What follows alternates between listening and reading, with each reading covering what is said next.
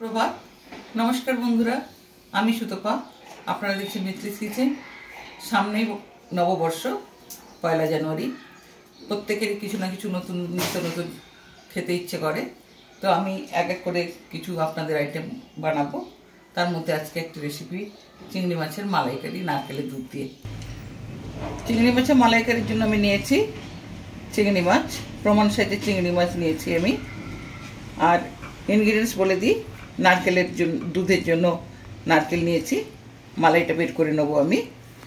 Ingredients নিয়েছি পেঁয়াজ বাটা, আদা বাটা, রসুন বাটা, লঙ্কা বাটা, গোটা লঙ্কা ফোড়নের জন্য, জিরে ধনিয়া আছে, ছোটো এলাচের বাটা দেবো, গরম মশলা ইউজ করবো না, একটু চিনি, নুন, হলুদ আর সর্ষের তেল। এই চিংড়িগুলো একেবারে ফ্রেশ, একজনের পুকুর থেকে ধরা হয়েছে। এগুলো আমরা বলেছিলাম দেওয়ার জন্য, সেখান থেকেই নিয়ে এসেছি। যখন নিয়ে এসে তখনই পুরো ছটফট করছিল। যাই হোক, একেবারে ফ্রেশ। মাছগুলো আমি কেটে নিচ্ছি।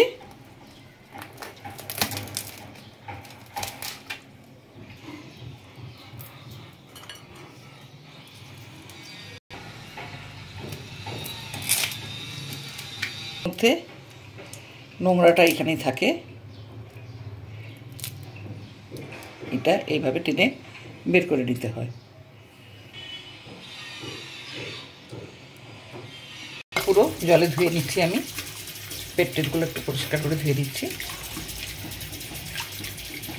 মাছটা তো আমি ধুয়ে পরিষ্কার করে নিয়েছি। এরপরে যে আমার স্টেপ, মাখিয়ে নেব।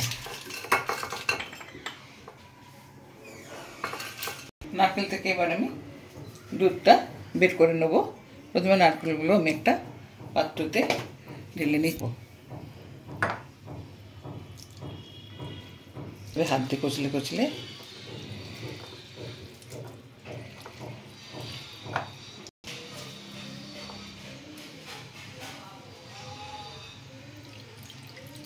দুধটা ঢেলে নিচ্ছি।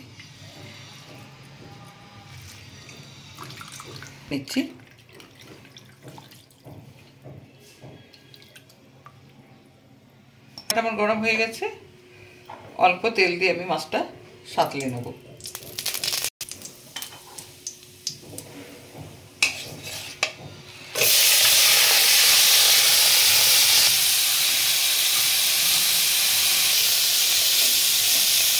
মাছটা আবার হালকা করে সাঁতলানো হয়ে গেছে। এবারে আমি কড়াইতে সরষের তেল দিয়ে দিয়েছি। তেলটা প্রায় গরম, শুকনো লঙ্কা ফাটিয়ে দিয়ে দিচ্ছি।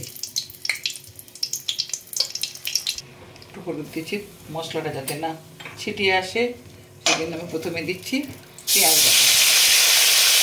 এরপরে আমি দিচ্ছি আদা বাটা, রসুন বাটা,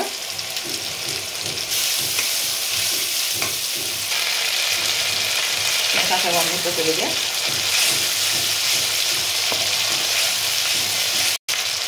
হলুদ দেবো, পরিমাণ মতো হলুদ দেবো।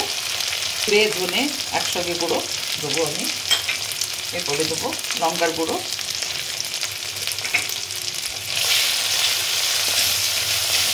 গ্যাসের ফ্লেমটা একটু কমিয়ে দেবো। এখানে একটা কথা বলি, পুকুরে যাদের চিংড়ি মাছ আছে হাতের কাছে অ্যাভেলেবল, বা কিনলেও যেখানে যে অবস্থাতেই কিনুন না কেন, আমি যে যে ইনগ্রিডিয়েন্টস দিয়েছি সবার বাড়িতে থাকে কম বেশি। এইভাবে বানিয়ে নেবেন, খুব ভালো লাগবে খেতে। অন্য নতুন স্বাদের একটা রেসিপি, খুব ভালো লাগবে। চিনি স্বাদ মতো। এরপরে আমি নুনটা দিয়ে দেবো।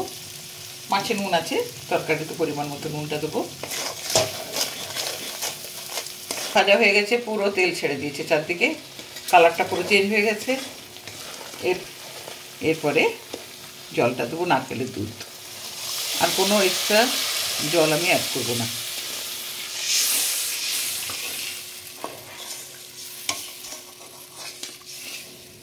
জালটা দিয়ে উঠে গেছে। এরপরে আমি মাছগুলো দিয়ে দিচ্ছি।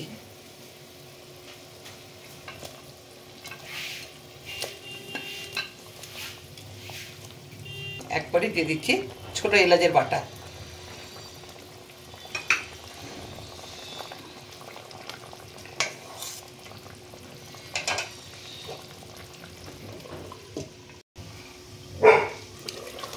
ঢাকাটা খুলে নিয়ে দেখছি তরকারিটা কী অবস্থাতে আছে। এখানে ধনে পাতা বা অন্য কিছু আমি অ্যাড করবো না, মানে এর একটা নিজস্ব ফ্লেভার আছে।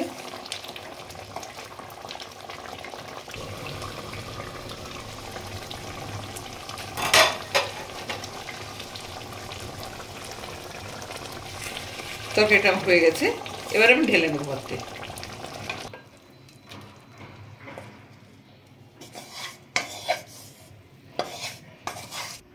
বন্ধুরা, আজকের আমার উপস্থাপনা ছিল নারকেল চিংড়ি বা চিংড়ির মালাইকারি। পুরোভাবে খাওয়ার জন্য তৈরি হয়ে গেছে। প্রথম থেকে শেষ পর্যন্ত রেসিপিটা আপনাদের সামনে তুলে ধরেছি। আশা করি আপনাদের ভালো লেগেছে। অবশ্যই কমেন্ট করবেন, শেয়ার করবেন, লাইক করবেন, আর আমার পাশে থাকার জন্য অবশ্যই সাবস্ক্রাইব করবেন। একবার হলেও বাড়িতে চেষ্টা করবেন। নমস্কার।